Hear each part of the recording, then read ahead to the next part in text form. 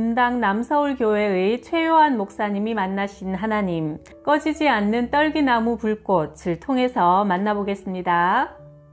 주여, 종의 가정이 물질로 시험받지 않게 하옵소서. 제 힘으로는 2천만 원이란 빚을 갚을 길이 없습니다. 주님께서 긍휼을 베푸시어 갚을 길을 열어주옵소서. 눈물로 간절히 2시간쯤 기도드렸는데 주님의 음성이 들렸다. 씨앗을 심어라. 내가 30배, 60배, 100배로 채워주리라. 네가 믿음으로 심으면 후히 되어 누르고 흔들어 넘치도록 하여 너에게 안겨주겠다. 너무도 그 음성이 강렬하여 내 마음을 흔들어 놓았다. 나는 즉시 그 말씀에 의지하여 받은 사례 60만 원을 봉투도 뜯지 않고 그대로 하나님께 드렸다. 하나님, 제가 이 돈을 사례비로 받았지만 제가 쓸 수 있는 돈은 거의 없고 이자로 다 없어집니다. 그럴 바에야 하나님 앞에 드리겠습니다. 그러나 첫 달 사례비를 바쳐도 하나님께서 후히 안겨주신다는 소식이 없고 둘째 달 사례비를 바쳐도 아무 소식이 없었다. 다만 2달 후에 돈 빌린 사람으로부터 연락이 왔을 뿐이었다. 이보세요. 왜 이자를 보내지 않아요? 조금만 더 기다려주세요. 나도 돈을 받을 때가 있는데 그분이 돈을 주시면 원금까지 다 갚겠습니다. 셋째 달 사례비도 받자마자 그대로 재단에 드렸다. 피하고 싶은 빚쟁이의 전화였다. 야, 너 원금까지 갚겠다고 해놓고 원금은 고사하고 이자라도 줘야 할 거 아니야. 너에게 돈 준다는 놈이 도대체 누구야? 세상에 너한테 돈 줄 놈이 어딨어? 집에 있을 수가 없어 즉시 산으로 올라가 내 아픈 사연을 주님께 부르짖었다. 그런데 저 앞에서 어떤 할머니 한 분이 나를 보고 활짝 웃고 있었다. 그런데 잠시 보이던 그 할머니가 사라져버리는 게 아닌가. 뭔지는 모르지만 이 신비한 환상은 하나님의 응답이다. 마음속에 이런 확신이 왔다. 그리고 며칠 후 권사님 한 분이 나를 만나자고 하여 그 댁에 가서 예배를 드리는데 예배 후 권사님이 봉투 하나를 내게 주며 말했다. 목사님, 기도하는데 자꾸 감동이 되어서 드립니다. 하나님께서 목사님 드리라고 말씀하셔서 드립니다. 조금 넣었으니까 부담 갖지 마시고 받으세요. 나는 내 눈을 의심했다. 무려 5천만 원짜리 수표였다. 하나님의 응답이라는 생각과 동시에 감사의 눈물이 쏟아졌다. 그런데 며칠 후 그 권사님의 딸이 500만 원을 또 가져왔다. 이로써 총 5,500만 원이 되었다. 3개월 사례비였던 180만 원을 바쳤더니 하나님께서 꼭 30배로 채워주신 것이다. 하나님은 인생이 아니시니 거짓말을 하지 않으시고 어찌 그 말씀하신 대로 행하지 아니하시며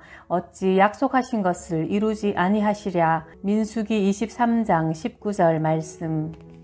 30배의 축복을 통해 빚은 깨끗이 정리되었다. 빚을 갚고도 3천만 원이 남았다. 당시 3천만 원이면 작은 평수 아파트 한 채를 살 수 있는 금액이었다. 아내와 집을 알아보러 다니던 어느 날 아내가 불쑥 이런 말을 했다. 여보, 우리가 하나님께 180만 원을 바쳐 30배를 받았다면 3천만 원을 바치면 60배로 주시지 않을까요? 그래, 그게 옳은 것 같아. 이 돈은 처음부터 우리 것이 아니잖아. 이 돈을 다시 하나님께 드립시다. 우리는 즉시 3천만 원 가운데 1,000만 원은 충현교회 북한 선교원에 속한 신해산 기도원에 헌금하기로 했다. 항상 물이 부족해 늘 어려움을 겪는 것을 곁에서 지켜보았기 때문이었다. 그 헌금으로 우물을 파서 물 문제가 깨끗이 해결되었다. 그리고 나머지 2천만 원은 중국 선교사와 어려운 신학생, 시골교회 목회자들에게 골고루 나누어 주었다.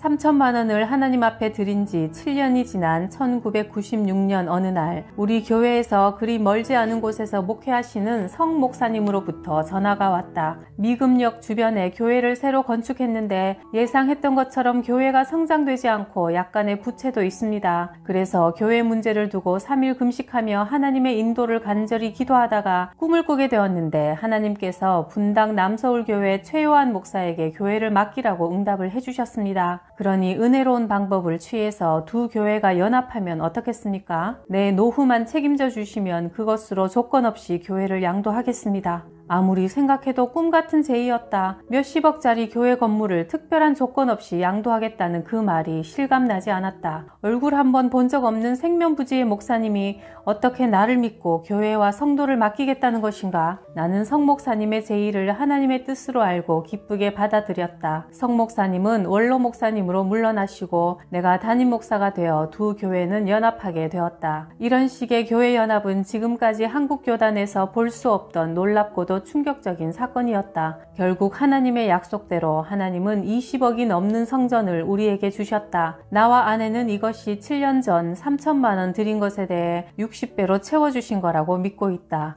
이렇게 연합한 후 교회는 계속 성장해 교인 숫자가 4,000명에 이르게 되었다. 그 무렵 예기치 않던 문제가 하나 터졌다. 이웃교회 S 목사는 토지개발공사로부터 1,600평을 분양받았는데 돈이 없어 매각한다는 소문을 듣고 그를 만났더니 내가 원하면 20억에 팔겠다고 했다. 그래서 재직들과 의논한 결과 만장일치로 계약금 1억을 주고 매매 계약을 체결했다. 일주일쯤 지났을 때 재정 담당 집사에게서 급한 전화가 왔다. 목사님, S 목사가 그 땅을 계약만 했을 뿐 중도금도 지불하지 못한 상태에 있다고 합니다. 그리고 1차 매입자가 건축 전이라 명의 변경을 할 수 없다고 합니다. 그러니 이 땅은 우리가 매입할 수 없는 땅입니다. 재직들은 법적인 하자가 있는 땅을 사면 계속 문제가 발생할 테니 계약을 해지하자고 했다. 그러나 S 목사는 계약금을 돌려줄 수 없다고 했다. 변호사와 상의하니 계약 자체가 무효라 사기죄에 해당한다고 하여 그 말을 S 목사에게 전했으나 목사는 막무가내로 돈이 없어 못 주겠다고 버티었다. 나는 어쩔 수 없이 S 목사를 고발하기로 했다. 목사를 고발해야 하는 내 심정은 매우 쓰라렸으나 현실적으로 다른 방법이 없었다.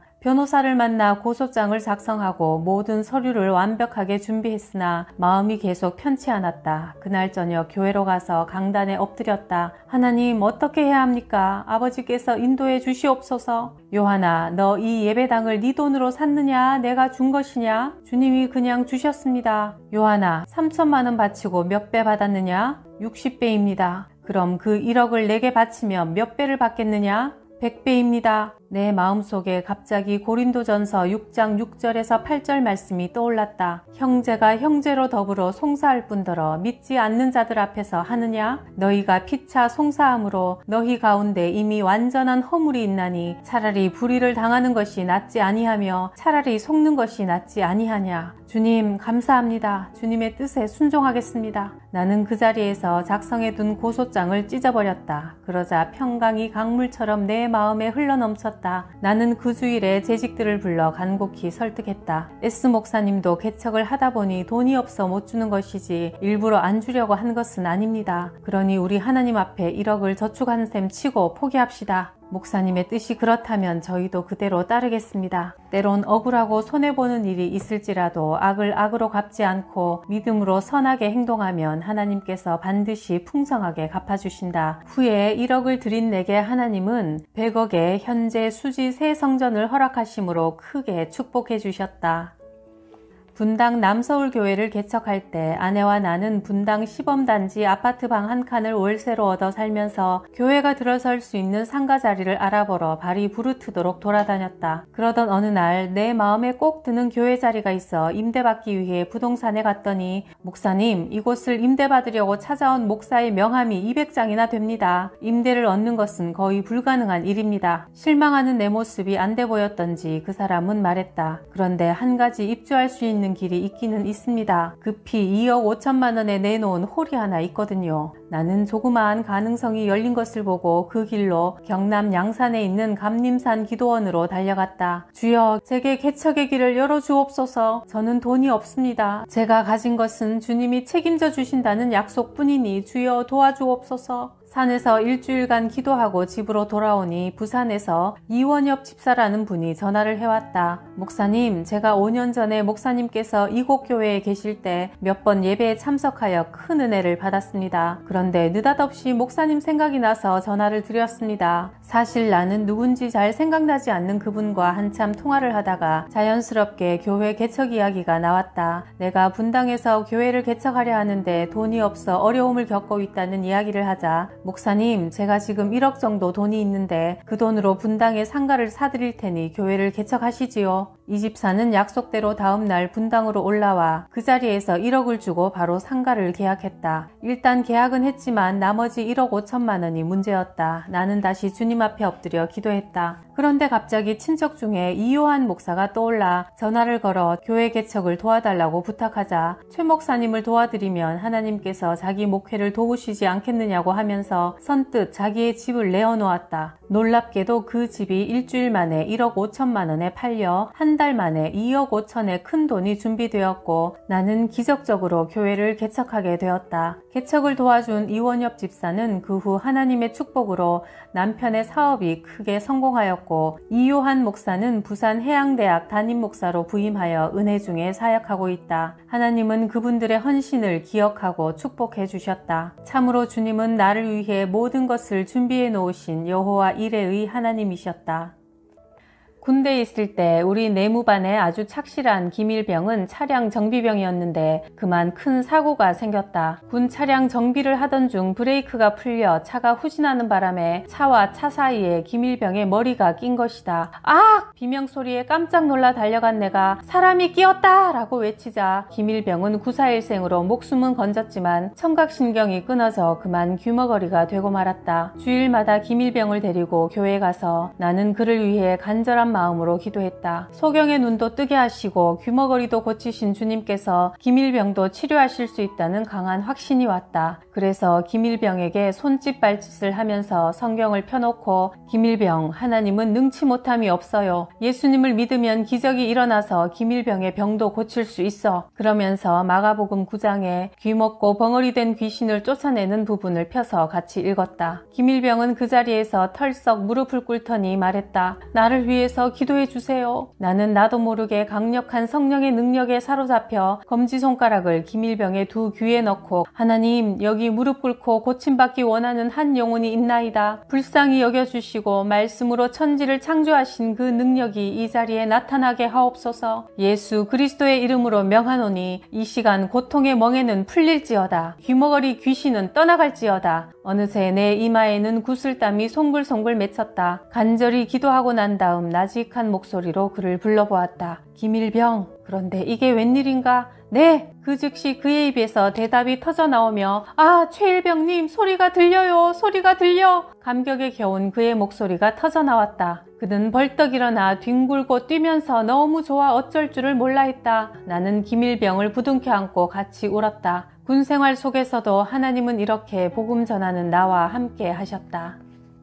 어느 날 선임 하사가 나를 불렀다. 최이병, 며칠간 휴가를 줄 테니 집에 갔다 와. 부대 안에서 특히 잘한 일도 없는데 이상하다. 아무튼 뜻밖의 얻은 휴가를 즐겁게 보내고 부대에 귀대해 신고식을 마치고 돌아서는데 선임 하사가 이렇게 묻는 것이다. 최이병, 아버님은 잘 계셔? 네, 잘 계십니다. 그래? 그런데 임마, 왜 그렇게 밤마다 아버지를 불렀어? 나중에 알고 보니 보초를 서면서 기도할 때 아버지여 아버지여 하는 소리를 선임하사가 듣고 최이병의 집에 말 못할 무슨 어려운 사정이 있는 모양이다 생각하고 특별 휴가를 보내준 것이다. 아무튼 나는 새벽마다 하나님 아버지께 기도드린 덕분에 특별 휴가까지 받은 셈이었다. 첫 정기 휴가를 받고 고향으로 내려왔을 때 첫날은 집에 가서 부모님께 인사를 드리고 다음 날은 바로 경남 김해의 무척산 기도원으로 향했다. 주님과의 깊은 영적 교제를 갈망했던 나는 군 생활을 하는 동안 기도를 많이 할 수 있는 곳에서 근무하게 해달라고 일주일 작정 금식 기도를 드렸다. 그런데 엿새째가 되어도 은혜가 임하지 않고 가슴이 답답했다. 이제 하룻밤만 자면 마지막이라 나는 평평한 바위 위에 올라앉아 하나님, 이 밤이 지나면 저는 내려가야 합니다. 부디 저를 불쌍히 여기시고 은혜를 주옵소서. 그 순간 배꼽 밑에서 뭔가 채워지는 것 같은 느낌이 들더니 기쁨이 물밀듯 뱃속에서 솟아나면서 배에서 채워진 생수가 내 입을 통해 폭포수처럼 흘러나와 내가 앉은 산 정상에서 골짜기를 타고 흐르고 흘러 강을 이루는 것이 아닌가. 주님께서 요한복음 7장 38절에 나를 믿는 자는 그 배에서 생수의 강이 흘러나리라 하신 말씀이 그대로 이루어진 것이다. 성령 충만의 감격과 기쁨은 이루 형언할 수 없었다. 나는 무사히 금식을 마치고 부대로 돌아올 수 있었다. 사실 군대에선 한 번 보직을 받고 부대가 결정되면 새로운 곳으로 옮긴다는 건 거의 불가능하다. 그러나 믿음으로 간구하면 능치 못함이 없으신 주님께서 응답해 주시리라 확신하고 몇 개월 간절히 계속 기도했더니 하루는 중대장님이 나를 부르셨다. 최일병, 강원도 고지로 파견될 테니 준비하고 있어. 4일 후 나는 군용 트럭을 타고 깊은 산속 고지에 도착했다. 그날 저녁 점호 시간에 선임하사는 전 사병들에게 나를 소개해 주었다. 여러분, 오늘 새로 전입한 최일병은 기도 많이 하기로 소문난 군인이다. 이제 최일병이 와서 우리를 위해 기도를 많이 할 것이니 우리 고지는 안전할 것이다. 여러분들이 최일병 최일병을 잘 대해주도록 모두 알겠나? 그래서 오늘부터 최일병은 기도병과를 맡아서 오전 9시부터 12시까지는 자유롭게 산에 가서 기도하고 오후 1시부터 막사 근무를 하도록 해. 내 눈에는 뜨거운 눈물이 흘렀다. 군에서 근무하는 군인에게 오전 기도 시간을 준다는 것이 얼마나 놀라운 일인가. 더구나 선임하사는 기독교인도 아니었다. 이것이야말로 내가 드렸던 금식 기도의 응답이 아니고 무엇이겠는가. 그때부터 나는 매일 아침을 먹고 나면 산으로 올라가서 무릎을 꿇고 하나님께 간절히 기도했다. 근무하는 부대의 안전을 위해, 60만 대한민국 모든 병사를 위해, 미래의 내 사명을 위해 기도했는데 그날도 여느 때처럼 9시에 기도 장소에서 무릎을 꿇고 앉아 간절히 기도드리고 있는데 갑자기 내 눈앞에 넓은 보리밭이 펼쳐졌다. 누렇게 익은 보리밭이 참 보기 좋았다. 그런데 잠시 후 새까만 새떼들이 그 보리밭에 앉더니 알곡들을 싹둑싹둑 다 잘라먹는 게 아닌가. 그 다음 밭에 전염병이 번져 남아있던 알곡들이 새까맣게 썩어갔다. 나는 그 광경을 보고 밭으로 달려가 새떼들을 쫓아내고 농약을 정신없이 뿌리기 시작했는데 내가 뿌리는 약이 닿기만 하면 신기하게도 새까맣게 변해 죽어가던 보리가 다시 예전 색깔로 되살아나기 시작했다. 나는 이 환상이 무슨 의미인지 하나님께 여쭈어 보았다. 앞으로 많은 성도들이 악한 마귀에게 믿음을 빼앗길 것이고 병이 들 것이다. 너는 진리의 말씀을 온전히 가르쳐 내가 너에게 맡긴 약무리를 마귀에게 빼앗기지 않고 병들지 않도록 진리로 인도하여라. 그 환상에서 깨어나 시계를 본 나는 깜짝 놀랐다. 벌써 오후 5시가 훌쩍 넘어 돌아갈 시간이 너무나 지나 있었다. 나도 모르게 8시간을 한자리에 엎드려 기도한 것이다. 정신이 든 내가 주위를 둘러보니 내 주변에는 동료 병사들이 총을 메고 삥 둘러서 있었다. 내가 1시에 나타나지 않자 막사의 전 병사들이 나를 찾기 위해 수색작전을 폈던 것이다. 나는 막사로 끌려 들어가 나를 눈의 가시처럼 여기던 고참 병장에게 심하게 매를 맞았다.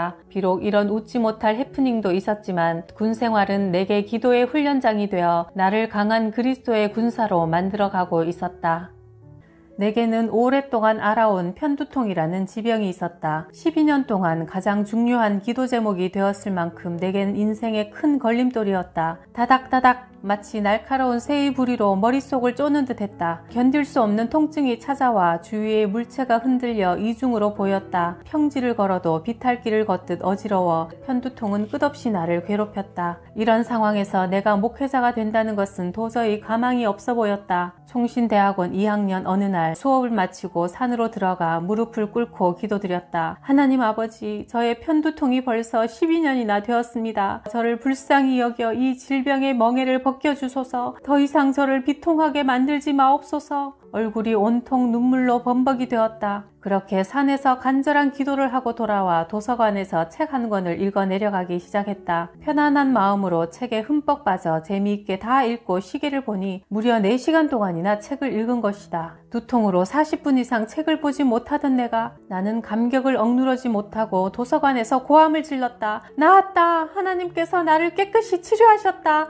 이제 나았어. 나는 밖으로 뛰어나와 기도하던 곳으로 달려갔다. 하나님 감사합니다. 하나님 감사합니다. 그때부터 머리 아픈 증상도 물체가 이중으로 보이던 착시 현상도 완전히 사라졌다. 하나님 왜 이제야 고쳐주셨습니까? 가장 중요한 젊은 시절을 병 때문에 다 날려버렸습니다. 왜 저를 12년이란 긴 세월 동안 고통과 눈물로 보내게 하셨습니까? 요한아, 너는 고통의 연단을 불평하지 말아라. 만일 너에게 그런 고통이 없었다면 그토록 절박하게 나를 찾았겠느냐? 너에게 있었던 12년의 고통의 세월은 결코 헛된 세월이 아니다. 네가 비록 세상 지식은 많이 얻지 못했을지라도 영적인 비밀을 깊이 깨닫고 고통스러운 사람들의 입장을 진심으로 이해할 수 있는 위로의 종으로 준비될 수 있었다. 그러므로 내가 너를 능력의 종으로 크게 쓰겠노라. 사람은 평안할 때보다 고통에 처했을 때 하나님의 음성을 더 크게 듣는다. 그때부터 나는 영적으로 더 깊은 기도 생활을 추구하며 더욱더 하나님께 가까이 가기를 소원했다.